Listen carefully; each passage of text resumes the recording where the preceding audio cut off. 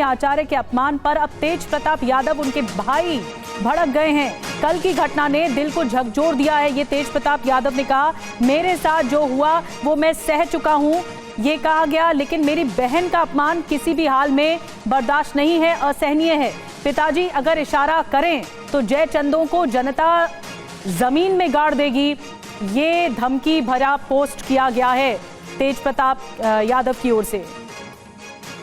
अब देखिए पूरी बात हम आपको बताते हैं, वर्ड टू वर्ड पोस्ट भी बता रहे हैं। बहन रोहिणी का अपमान हुआ है और तेज प्रताप यादव भड़क गए हैं। उन्होंने क्या लिखा है आपको बता रहे हैं। कल की घटना ने दिल को भीतर तक झकझोर दिया है। मेरे साथ जो हुआ वो मैं सह गया, लेकिन मेरी बहन के साथ जो अपमान हुआ वो किसी भी हाल में असहनीय है।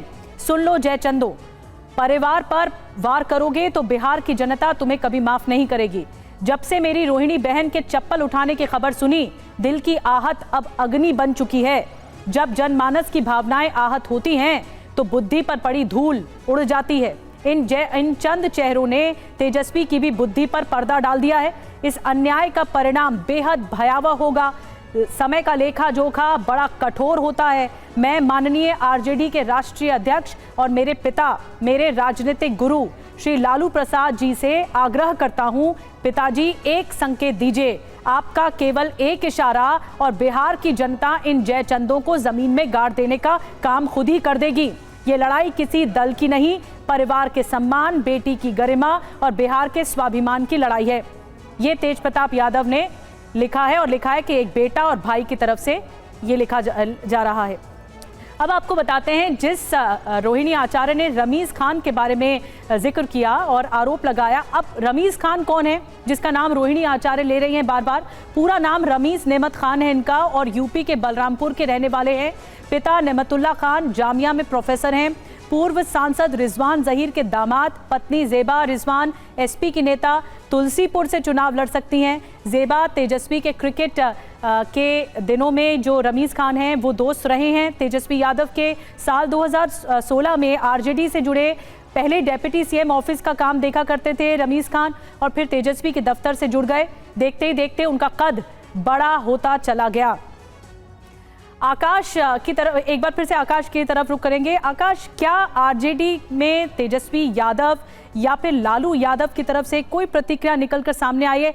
मृत्युंजय तिवारी को तो हमने सुना कि आलाकमान की नजर है, लेकिन इस पूरे विवाद पर, इस पूरी कला पर अब तक उनकी तरफ से कोई बयान नहीं आया और न रमीज खान को लेकर भी बयान आया है किसी तरह का।